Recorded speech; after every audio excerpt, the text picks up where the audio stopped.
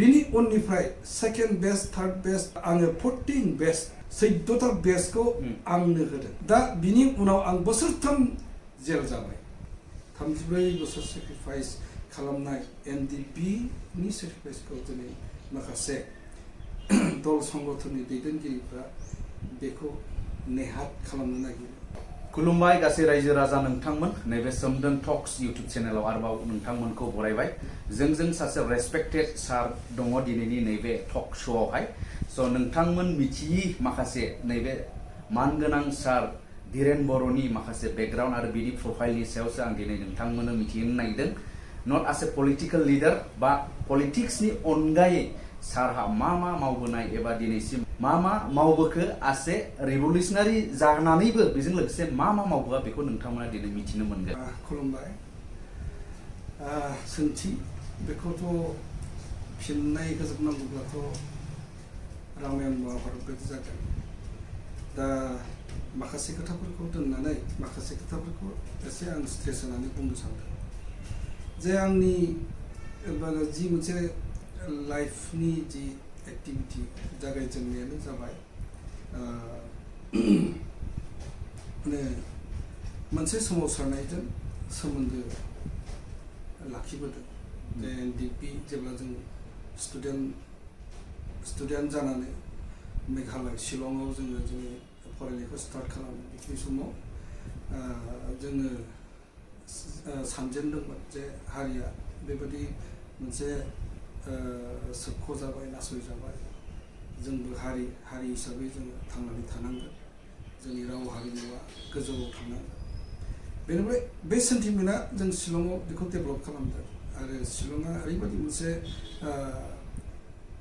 मोनसे कमप्लेक्स जायगामोन बेवहाय गोबां नर्थ इस्टनि हारि हारिसाफ्रा थाफैग्रा मोनसे जायगा बियो मोनसे एजुकेशननि मोजां मोनसे सेन्टार जायगायाबो मोजां गतिके बेवहाय थानाय मानसिफोरनि जि इन्टारेक्शन जों जादोंमोन माने स्टुडेन्टफोरानो जा सोरबा इन्टालेक्चुयेलफोरानो जा बिसोरनि रायलायनाय आरिनाय बिसोरनि जि मोनसे माबा बेफोराव जोङो एनकारेज जाबाय जे जाथिया थांनानै थानोब्ला जों बिदि मोनसे आवगायनांगोन दा बेखिनि समाव माने जोंहा स्पष्ट मोनसे धारणा फैखाबायमोन जे नर्थ इस्टआव एनएसियाना फार्स्ट मोनसे हाथियारखौ लानानै सोमावसारनायनि बेगरखौ बिसोर फोनानै भारत राष्ट्रनि एगेन्स्टआव बिसोर फाइट नांगासिनो दं मोनसे सभरेन स्टेट दानो आरो दा बेफोर बाथ्राफ्रा माने जों मिथिदोंमोन बेनिखायनो जोंबो हारिखौ बासायनो थाखाय बेबायदि सिन्था खालामदों आरो गुसुङै एनडिपिनि फाउन्डारा जों शिलंआव थाग्रा सेंग्राफ्रा ज' जानानैनो बेखौ सानदों जों फाउन्डार जानानै दं दा बेयो आलादा पार्ट दा आंनि जिथुनाखि पार्ट जेब्ला एनडिपिआव हाबबाय जों समखौ ओरैनो थांगारहोआमोन माने समाव जों हर जोङो केम्पेइन खालामो रायजो राजाखौ बुजायो बेनिफ्राय जेराव सम आरो सुबिदा मोनो आंनि खेथ्रआव आरोना आङो ओरैनो थायामोन आं बायदिसिना लिरनाय खामानिफोरखौ आङो बे समनिफ्रायनो स्टार्ट खालामदों बेनिफ्राय बिदिनो माने बहुद आङो लिरबायमोन खिन्थु आन्डारग्राउन्डनि लाइफ जोंनि मोनसेबो बुस्थुफोरखौ साधारन सिभिल मानसिफ्रा बिसोरो माने दोना गियो आंनि लिरनाय होनबानो रावबो माने दोना गतिके आंनि जि क्रिएसन आं लिरनाय गोनां आर्टिकेलफ्रा बाक्सु सिङाव हा सिङावनो सेवनानै थांजोबदों बेनिफ्राय आङो माने बे स्ट्रागलनि समावनो आङो जेब्ला हमजाबाय 1993 आं जेब्ला फार्स्ट हमजाजेनबाय मिलिटारि सेक्रेटारिमोन आं बेखिनि समाव गोबां टर्चार मोननानै बुग्लि सुग्लि जानांबाय नङा होमबा बुग्लि जाबाय आरो मोनसे हिस्ट्रिकेल मोनसे फेक्ट आं रायखांनांगोन आरो गासैबो रायजो राजाफ्रा मिथिनाय बादा 1993 आव हमजानाय समाव कास्टडियाव आङो 4 मास थानांदों बे सारि मासाव कुनु बर' मानसि आं बर' मानसिजों लोगो मोनलायाखै रायलायहोआखै आरो आङो मंगलदैयाव दंमोन सदर बे रिजार्भ मोनसे माबायाव बेवहाय माने रावखौबो थांहोआ आरो न'खरनि मानसिफ्राबो नायनो मोना मास मोनब्रै लास्टाव बहा थांखो गोमाबाय नामा बा बहाबा लांनानै गावथारहैबाय नामा बेखौ कनफार्म खालामनो हाइकर्ट खालामनानै हेबियास कर्पासनि गेजेरजोंसो आंखौ न'खरनि मानसिफ्रा नायनो मोनदों आरो आंखौ बेखिनि समावसो थांनायनि दं बे मोनसे फोरमान जादों दा बिनि उनाव आं बोसोरथाम जेल जाबाय बहुत पुलिस कास्टडियाव बहुत दिन माने बहुत जायगायाव बेराय लास्टाव बोसोरथाम आङो जेलाव थाब्ला आंनि जिथुनाखि आंनि जि मोनसे क्रिएसन बेखौ आं जेलाव खालामनो हादों आं लिरनायाव बिराद गोसो गुदुंमोन जेलावनो आं गांनै लेखाखौ लिरनानै रेडि खालामनानै दोनदों फार्स्ट लेखायानो जाबाय थांखि गैयै समाज बिनि उनाव लकआपआनो आंनि न' बे गांनै बिजाबखौ नैबे लकआपआनो आंनि न' बेखौ आङो जेलावनो लिरदों आरो थांखि गैयै समाज बेखौबो आङो जेलावनो लिरनानै दोनदों आरो बिनि अनगायैबो आङो नैबे गांसे लेखाखौ आङो गोबां समाव जेलनिफ्राय गनायनि उनाव आर्टिकेलबो आङो जेरावबो लिरोमोन उनाव बुथुमनानै माखासे कनसाइस आरो मोजां आर्टिकेलबो बुथुमनानै आं बे लेखाखौ मोनसे लेखा हिसाबै दिहुनबावो बे बर' लाइमोनफोरा बबे लामाथिं होननाय बेखौ दिहुनो बिनि उनाव नैबे लकआप इज माइ ह'म बेखौ आङो नैबे बयनिबो बुंनायखाय बे लकआपआनो आंनि न'निफ्राय बे बुस्थुखौ इंलिसाव ट्रेन्सलेसन खालामहोनानै आङो दिहुननायाव देरहासार जायो आरो मोनसे इन्टारेस्टिं खोथा जे बे लकआप इज माइ ह'म इंलिसाव जानायखाय बेखौ मानसिफ्रा बयबो नागिरफैयो स्कलारफ्रा रिसार्च खालामग्राफ्रा बे लेखाफोरखौ आंनिफ्राय बहुत लांबाय आरो बहुत लेखाखौ बिसोरो दखाननिफ्राय बायबाय आरो नै बर'फ्राबो नैबे लकआपआनो आंनि न' बेखौ दिनै बिथांमोना रिसार्चआव लिरनायाव बा खामानि बिथांमोना आंनिफ्राय लानानै थांदों दा बेबायदि मोनसे आंहा एचिभमेन्ट मोनसे दङ जे बिनि अनगायैबो जेलाव जेब्ला आं दङमोन बे 3 बोसोराव आङो बेवहाय गांनै लेखाखौ आङो दिहुननो हायाखिसै गांनै लेखाया गांसेया बे खन्थाइ मोनसे माला बायदि जागौमोन गिदिर मोनसे लेखा जागौमोन आरो मोनसेया जाबाय सर्ट स्ट'रि बेबो बिराद मोजां जादोंमोन आङो बेखौ दिहुननो हायाखिसै आरो दिहुनदोंमोन बाहेरायाव बे हारसा पुलिसनि आखायाव गोलैनायखाय बेखौ आं दिनैसिमबो मालाबा फन खालामो आंनि बे लेखाखौ होफैयो लिरनायखौ होफैयो दा बिथांमोना बायदिसिना बाहाना खालामनानै बे लेखाखौ आंनो दाबो हराखै उनाव मानिबा खारनाव बिथांमोना दिहुननानै होयोबा रायजोफ्रा बेखौ मोनगोन दा आंनि एचिभमेन्ट बिनि अनगायैबो आंहा जिबनाव मोनसे बिराद गिदिर माने एचिभमेन्ट दंबावो बेनो जाबाय आङो एकर्ड खालामखांनायनि उनाव नैबे world human rights protection commission बेयो ह्युमेन राइट्सनिफ्राय इन्टारनेशनेल ह्युमेन राइट्सनिफ्राय आंनो बेखौ सार्टिफिकेट होदों आं बेनि गेजेरजों जा अनारेरि डक्टरेटखौ मोननानै दङ बेनो आंनि रिभलिउसनारि आरो ससियेल मोनसे कमिउनिटिनि थाखाय थैथान डेडिकेसन आरो ससियेल खामानि मावनायनि थाखाय आरो मोनसेया जाबाय मा मोनसे बुहुमाव बा दिनै भारतनि सिङाव मोनसे ह्युमेन राइट्स भायलेसन जाबाय थादोंमोन एनडिपि थानायनि थाखाय नङा होमबा बेखौ एकर्डनि गेजेरजों शान्ति मोनसे परिबेस लाबोनायनि थाखाय ह्युमेन राइट्सआ बेखौ होदों होननानै आं बेखौ मिथिदों बे आंनि थाखाय देरहासार आरो बिनि उनाव दाखालि बावै 29 मेआव बे भारत गौरब श्री सन्मान बेखौबो माने आंनो बे परिषदा होयो आरो बेखौ माने जायफोर डक्टरेट मोनखानाय बे मानसियासो बे भारत गौरब श्री सन्मानखौ मोनो आं डक्टरेट जाखानायखाय आंनो बेखौ आंनो नैबेखौ बिथांमोना होयो माने बे बान्थाखौ आंनो होयो दा आङो आसलते आं सासे राइटार जानो होननानै आं लिरगिरि हिसाबै आङो बेबादि मोनसे माबा नङामोन परिस्थिति आरो परिबेसा आंखौ बाध्य खालामनायाव आं लेखा लिरनायावबो आं दिनै एसे मिथिजानाय जाहैबाय आरो बेबायदिनो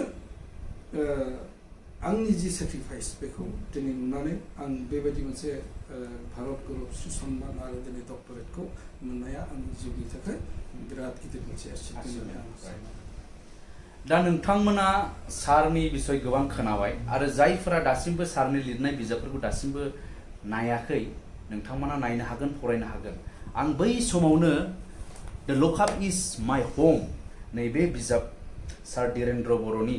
नैबेखौ आं एसे फरायदों दे बेखौ फरायनानै आं बिराद इमप्रेस जादों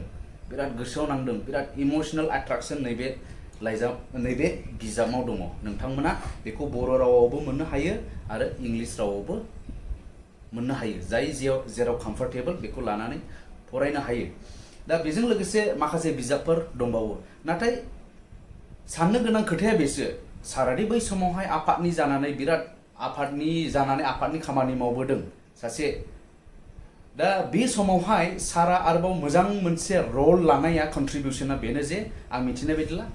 मिथिनाय बायदिब्ला सारा सासे ट्रेनारमोन सारा गावनो ट्रेनिं होनानै मोजां सेंग्राफोरखौ फर्म खालामनानै होदों गोख्रों जोहोलावजो बानायना होदों जोंनि हारिखौ बासायनो थाखाय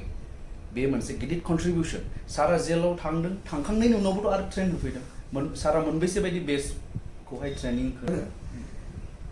जोंहा आफादखौ BSF खौ दानाय लोगो लोगो जों मिलिटारि ट्रेनिंखौ जों होनो हायाखैमोन दिनै बांबरगोरा बसुमतारी फार्स्ट मुंख्लं बिथाङा ट्रेनिं मोनैनि सिगांनो एक्सन कमान्डार जानानै मुंख्लं जालायलांबाय ट्रेनिं गैयाबा उनावहाय जों बेखौ गोनांथारसै होननानै मोनसे थांखि लानानै जोङो NSC निसिम जोङो गोबां खेब बिदिनो सावरायदोंमोन लास्ट जेब्लानोखि जोङो 1989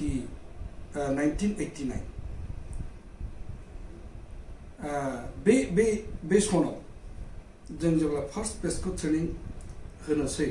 अब्ला जोंनो इन्सट्राक्टर नांगौ होननायखाय जों NSCनि साब्रै इन्सट्राक्टरखौ जों लानानै फैनो हादों बै राङापारानि गोरों जुलि होननाय बे हाजोआव अरुणाचलनि मोनसे हाजोआव जों बेखौ बे ट्रेनिं फार्स्ट बेचनि ट्रेनिंखौ होदों आरो बे NSCनि साब्रै इन्सट्राक्टरखौ आङो नागालेण्डनि बिसोरनि बेस केम्पआव थांनानै बिसोरखौ लाना फैनानै आङो बेहाय फार्स्ट बेचखौ होदों दा बे बेचआव आंनो फार्स्ट बेचनि सासे ट्रेन केडार बिनि उननिफ्राय सेकेन्ड बेच थार्ड बेच गासै आङो 14 बेच 14टा बेचखौ आंनो होदों पलिटिकल क्लासजों लोगोसे 14 बेचखौ मिलिटारि ट्रेनिं होनाया आंनो आरो आङो माने बे समाव बहुद माने बिदिनो गोब्राब खामानिफोरखौ लानानै खामानि मावदोंमोन आरो जों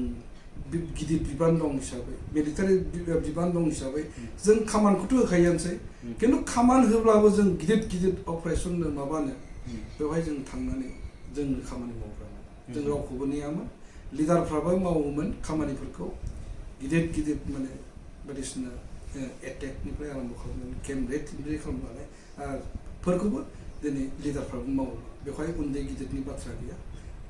बेबायदि रोखोमनि जों दिनै हारिनि थाखाय सेक्रिफाइस खालामदों जातिनि थाखाय जों खामानि मावो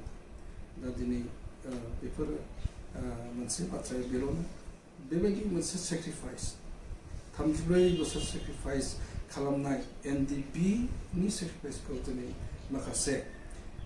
दल संगठननि दैदेनगिरिफ्रा बेखौ नेहात खालामनो नागिरो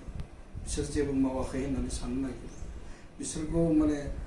गादबनानै दोननांगौ सिलिंखार खालामनांगौ बिसोरखौ थेर बिथेर खालामनांगौ मोनसे आफादखौ मोनब्रै मोनबा खालामनांगौ होननानै दिनै बिथांमोना सानो जास्ट मोनसे पलिटिकेल पावारनि थाखाय जोंथ' बुंबोदों पलिटिकेल पावार जों पलिटिक्सखौ गेलेनांगौ नोंहा दिनै रायजोआनो गैया राज उलाफाद गैया माने गैयै मोनसे जाथिया दिनै माने बे पावार केन्ट्रिक इलेक्सनखौ जों पावार केन्ट्रिक बेबायदि मोनसे राजनितिखौ जों खालामनो जोंनो नांगौ आलादा रायजो बिनि उनाव नोङो खैथा पार्टि दानो दा गेलेबाय था इलेक्सन गेले बाहागो ला दा जोंहा बेनो आरो जोंनो रायजो नांग्रोगौ जोंनो राज उलाफाद नांग्रोगौ बिनि उनाव माबादि खामानि माव दा बेफोरखौ सानालासिनो जास्ट माने सोरखौबा गाख्लायनानै जोङो पावाराव थानांगौ पावाराव थाबा जोङो गासैबो खामानि मावनो हागोन जों गावबागाव साननायफोरखौ जाफुंहोनो हागोन नंखाय बाखाय मोनसे सिन्ताधाराजों दिनै जोंनि माखासे दैदेनगिरिफ्रा बेखिनिखौ खामानिखौल'सो मावदों हारिया जे धंस जालांसै बेखौ दिनै सिन्ता खालामाखै नोंनि राव हारिमु गासैबो हा हुनिफ्राय आरम्भ खालामनानै गासैबो सिलिंखार जाजोबसै बेखौ सिन्ता खालामाखै दिनै पावाराव थानांगौ पावार इन्जय खालामनांगौ बेखौसो सिन्ता खालामदों जों दैदेनगिरिफ्रा आरो बेनो जुदि जाबाय थायोब्ला बर' जाथिखौ सिराखानायाव माने मालाबा समाव नांगौ जायोब्ला बे बर' जाथिया मामोन होननानै सोरबा जुदि नायनो गोसोबा सिराखानायाव थांनानै नायनो बे मोनसे गिलु बालु जोंहा खैफोद दङ दा बर'फोरनि गेजेराव दासिमबो जों खौसे नङा एनडिपिआबो दिनै खौसे नङा एनडिपिआ ज' जानो नागिरो आरोबाव बेखौ माने बोफाय नागिरो सिफ्ले नागिरो खावनै खावथाव खालामनो नागिरो दासिमबो बेबायदि सोलिगासिनो दं दासिमबो बेबायदि सोलिगासिनो दं जे एनडिपिखौ मालाबाबो ज' जानोबो होआ सोरखौबा नांगौ सोरखौबा नाङा बेबायदि एनडिपिखौबो दिनै क्रिएट खालामदों एकर्डनि उनावबो बेयो जोंनि थाखाय बिराद गिलु बालु आरो बेखौनो जुदि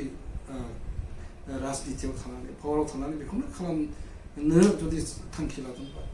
बिसोर दैदेनगिरिफ्रा सोर बेफोरखौ सिनायनो गोनांथि फैबाय